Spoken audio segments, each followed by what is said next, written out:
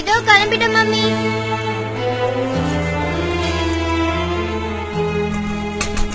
சீக்கிரம் கிளம்ப மாட்டீங்களா? ராதிகா, நெஞ்சு கறிக்குதுமா, கொஞ்சம் வெந்நீர் வச்சு கொடுத்துட்டு போமா.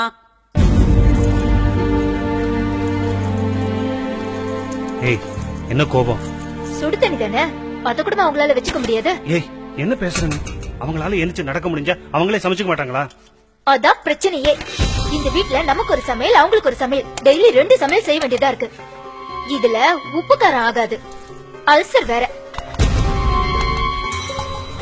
ஆபீஸ்க்கு போயிட்டு வந்தா எங்கயாவது நிம்மதியா கொஞ்ச நேரம் உட்கார முடியுதா? திரும்ப நைட்டுக்கு 2 சமையல் செய்ய வேண்டியதா இருக்கு. என்னைக்காவது ஒரு நாள் நிம்மதியா நைட்டு தூங்கிருக்கேனா? நைட்டான குரல் கொடுப்பாங்க, நடு ராத்திரியில பாத்ரூம்க்கு கூட்டிட்டு போன்னு.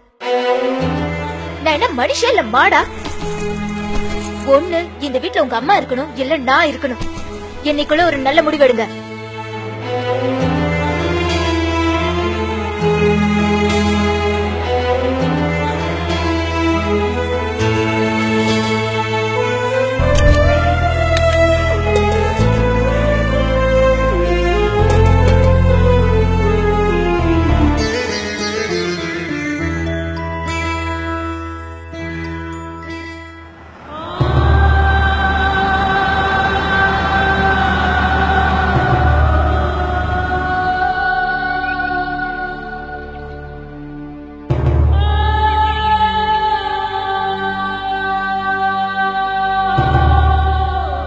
சைன் போடுங்க.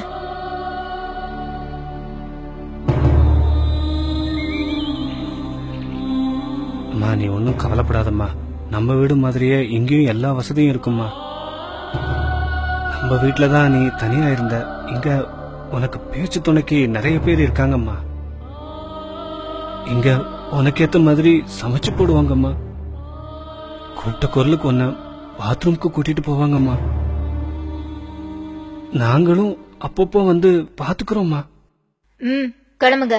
பாட்டிக்கு டாட்டா சொல்லிட்டு வாங்க. சீக்கிரம் வாங்க.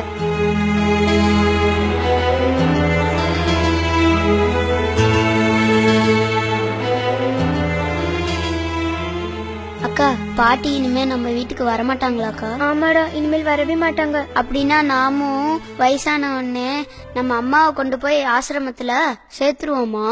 நீ சொல்றது சரிதான்டா, வயசாயிடுச்சுன்னா கொண்டு போய் சேர்த்துட வேண்டியதுதான். சரிக்கா.